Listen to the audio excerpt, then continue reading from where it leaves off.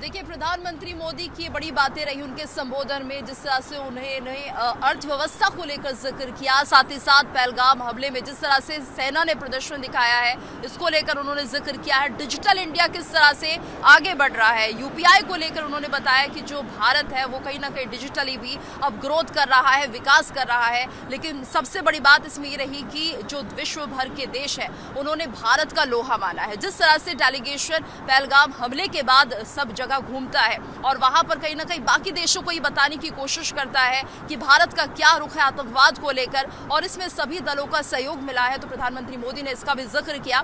ऐसे में आज जिस तरह से मानसून सत्र की शुरुआत होने जा रही है, ये मानिए कई मुद्दों को लेकर यहाँ पर विपक्ष पूरी तैयारी के साथ बैठा है कि सरकार को घेरा जाएगा। हालांकि सरकार की तरफ से 17 विधेयक पर चर्चा की जाएगी। इसमें से 8 विधेयक नए होंगे, वहीं बाकी 9 विधेयक जो है वो लंबित है और यानी कि पुराने विधेयक है जिन पर चर्चा भी बाकी है। तो कुल मिलाकर नए विधेयक इसमें शामिल होंगे। खासतौर से जो बड़े मुद्दे रहेंगे चर्चा को लेकर, जो विपक्ष की तरफ से लग रहा है उसमें पहलगाम अटैक को लेकर सरकार से जवाब मांगा जाएगा, क्योंकि इससे पहले भी कहीं ना कहीं पहलगाम हमले को लेकर सरकार से एक जवाब देने की बात कही जा रही थी, खासतौर से प्रधानमंत्री मोदी की तरफ से कि वो आए संसद में और कुछ बोले, लेकिन उनकी तरफ से कोई बयान नहीं दिया गया। इस बार भी ऐसा ही होगा कि रक्षा मंत्री राजनाथ सिंह की तरफ से जिस तरह से सिंदूर ऑपरेशन हुआ है उसको लेकर पूरी विस्तृत जानकारी दी जाएगी। इसके साथ साथ जिस तरह से सेना अधिकारी और तमाम बड़े अधिकारियों की तरफ से कुछ बयान सामने आए थे जिनको लेकर ये कहा जा रहा था कि ऑपरेशन सिंदूर में कुछ खामियां थी जिन्हें बताया नहीं गया, तो ये मुद्दे भी रहेंगे जिनको लेकर सरकार को घेरा जा सकता है।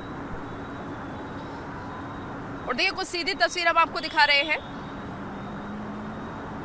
प्रश्नकाल है और मेरा आग्रह आपसे निवेदन है कि हमें संसदीय परंपराओं को उच्च कोटि बनाने का प्रयास करना चाहिए और प्लीज और ये मिथक तोड़ना चाहिए कि सदन के प्रथम दिन सदन के अंदर व्यवधान पैदा होगा। हमारे प्रयास होना चाहिए कि हम देश की जनता की भावनाओं के अनुरूप, उनकी इच्छाओं के अनुरूप यहाँ सदन में उनकी आकांक्षा रखें, उनकी भावनाओं को अभिव्यक्त करें और महत्वपूर्ण विषय जो देश में घटना घटी है उन पर व्यापक चर्चा और संवाद हो। इस मिथक को तोड़ना ही चाहिए।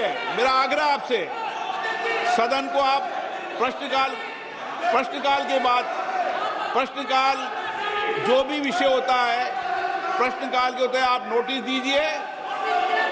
ये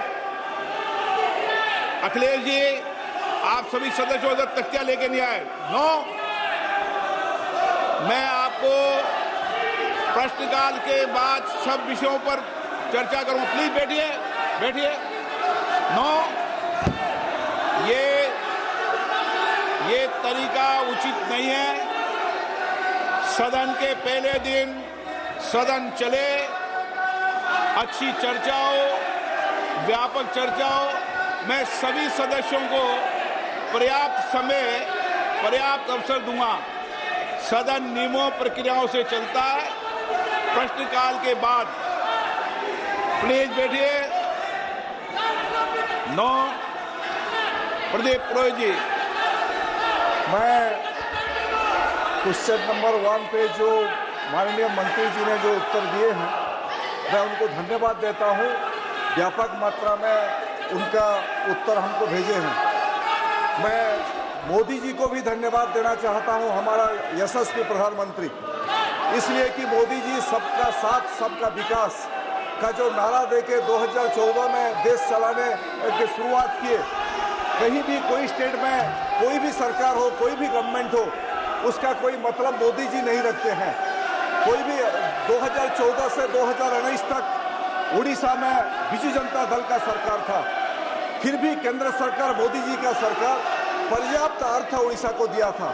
और इसी बारे में क्वेश्चन नंबर 1 के संदर्भ बारे में मैं ये माननीय मंत्री जी से पूरक प्रश्न ये पूछना चाहता हूँ। माननीय मंत्री जी, चूंकि सरकार खेलो इंडिया और राष्ट्रीय खेल विकास निधि NSDF जैसी मांग आधारित योजनाओं के माध्यम से राज्यों को प्रयासों को सफलतापूर्वक पूरा कर रही है, क्या मंत्री महोदय कृपया यहाँ बताने का कष्ट करेंगे कि इन योजना के अंतर्गत स्वीकृत खेल परियोजना की निगरानी और पारदर्शिता की सुनिश्चित करने के लिए मंत्रालय क्या कदम उठा रहे हैं, विशेषकर उड़ीसा राज्य के प्रसंग में? माननीय मंत्री जी,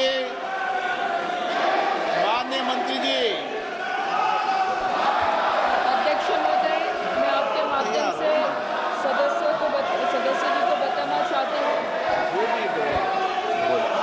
कि उड़ीसा के राज्य में खेलो इंडिया के माध्यम से हमने लगभग 15 जिलों में खेलो इंडिया के सेंटर दिए हुए हैं।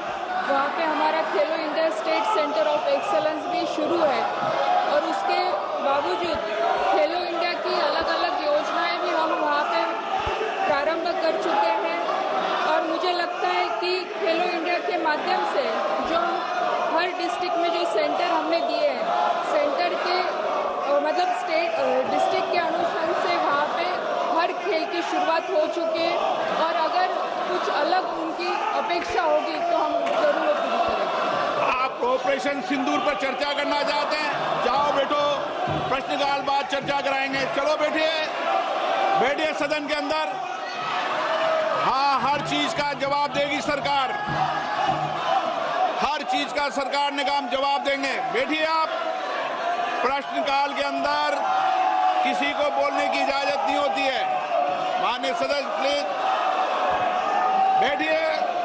पूरा प्रश्न दो।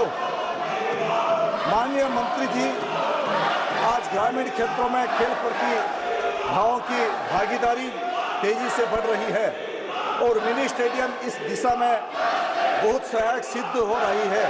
क्या मंत्री जी बताना चाहेंगे कि क्या सरकार खेलो इंडिया योजना के तहत पिछड़े और आकांक्षी जिलों से प्राप्त प्रस्तावों को प्राथमिकता देकर उनके तेजी, सिक्योरिटी और विकास के लिए कोई विशेष पहल कर रही है?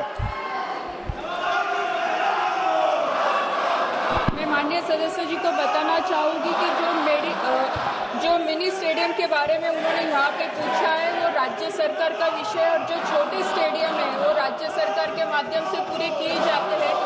जो केंद्र सरकार के माध्यम से जो बड़ी मांग जो आती है, जो स्टेट गवर्नमेंट को जो सपोर्ट के लिए लगता है, वो राशि हम वहाँ पे उपलब्ध करवाते हैं। लेकिन जो डिस्ट्रिक्ट में जो छोटे सेंटर जो चाहिए वो राज्य सरकार के माध्यम से पूरे किए जाएंगे। Doctor Amar Singh, no. आप प्रश्नकाल जैसे महत्वपूर्ण विषय पर जवाब मांगते हो, सरकार जवाब देने को तैयार है। ये सदन है, नारेबाजी करने के लिए आप सदन के बाहर जाओ। सदन में नारेबाजी करना उचित नहीं है। सदन में नियमों से सवाल उठाओ, सरकार जवाब देगी। प्रश्न संख्या 3, विजय कुमार दुबे।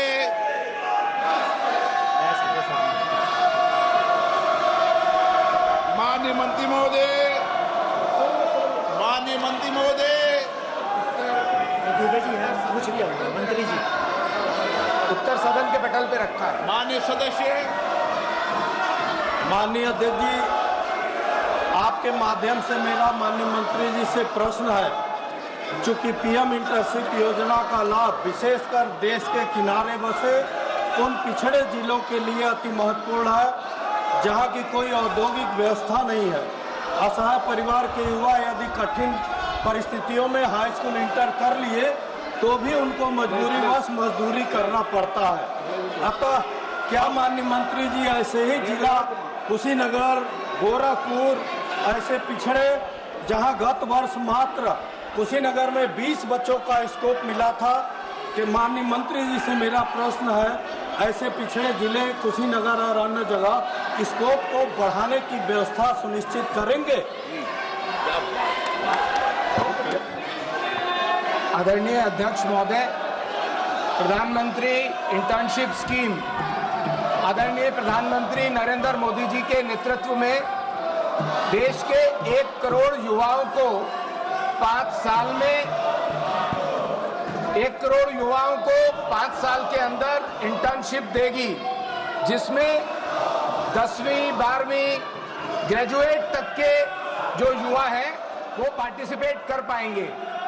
और वो पहले जो पायलट दिया गया है वो देश के 36 राज्यों में इसका विस्तार हुआ और उसके अंदर 1,81,000 कैंडिडेट्स ने अप्लाई किया और उसके अंदर 1,34,000 एप्लीकेंट शॉर्टलिस्टेड हुए, जिसमें उनको ऑफर्स दिया, 82,000 युवाओं को ऑफर दिया गया और 28,000 युवाओं ने उसको एक्सेप्ट किया है।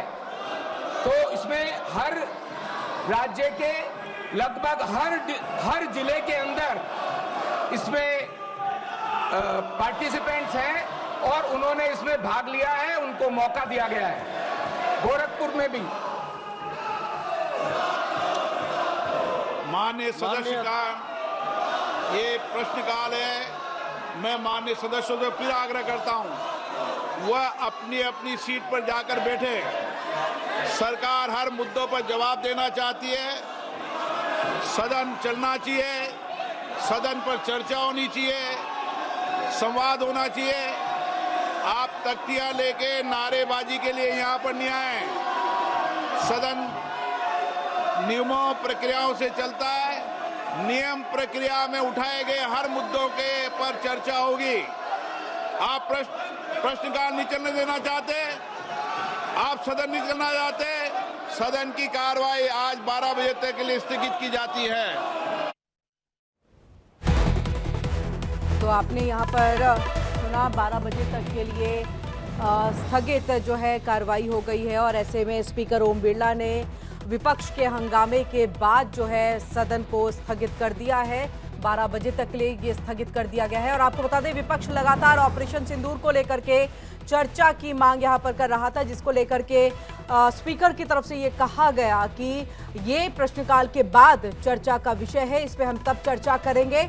अभी जो बाकी मुद्दे हैं उस पर चर्चा होनी है, जो पूरी तरह से एक लाइन जो है वो रखा गया है और उसी में ये चर्चा होगी। लेकिन उसके बावजूद लगातार हंगामा होता रहा और हंगामे के बीच लोकसभा को 12 बजे तक के लिए स्थगित कर दिया गया है। तो संसद का ये मॉनसून सत्र जिसकी शुरुआत आज और उससे पहले प्रधानमंत्री नरेंद्र मोदी उन्होंने संबोधित किया। उन्होंने एक दिशा और दशा पूरी तरह से बताई कि क्या अभी देश की दशा है और दिशा किस तरफ है उसे ले जाने की, इसको लेकर के तमाम बातें कहते हुए और खासतौर से सैन्य सामर्थ्य को लेकर के भी उन्होंने जो है वो जिक्र किया। उसके साथ कई और मुद्दों पर भी बातचीत की और वहीं विपक्ष से सदन को चलने देने के लिए एक तरह से अपील भी करते हुए प्रधानमंत्री दिखाई दिए। ये बड़ी खबर आ रही है और आपको बता दें 12 बजे तक के लिए स्थगित, मुद्दों की भरमार, मॉनसून सत्र जोरदार यहाँ पर हंगामेदार होगा और संसद की कार्यवाही जो है उसका पहला दिन और देखिए अभी 12 बजे तक के लिए उसे स्थगित कर दिया गया है। जोरदार हंगामे के बाद इसे स्थगित किया गया और हंगामे की वजह से स्थगित कर दिया गया है। स्पीकर ओम बिरला ने पहले तो जैसे ही ऑपरेशन सिंदूर को लेकर के जो है मांग की जा रही थी कि उस पर चर्चा हो, बातचीत हो, तब ओम बिरला ने ये कहा कि ये प्रश्नकाल के बाद इस पर चर्चा होगी। लेकिन उसके बाद भी हंगामा जारी रहा और विपक्ष के हंगामे के बाद लोकसभा को स्थगित कर दिया गया है।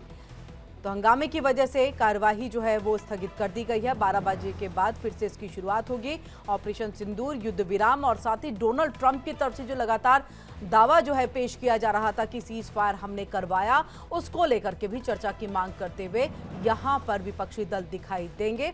और इन सब के साथ आपको बता दें लोकसभा की कार्यवाही 12 बजे तक के लिए स्थगित कर दी गई है।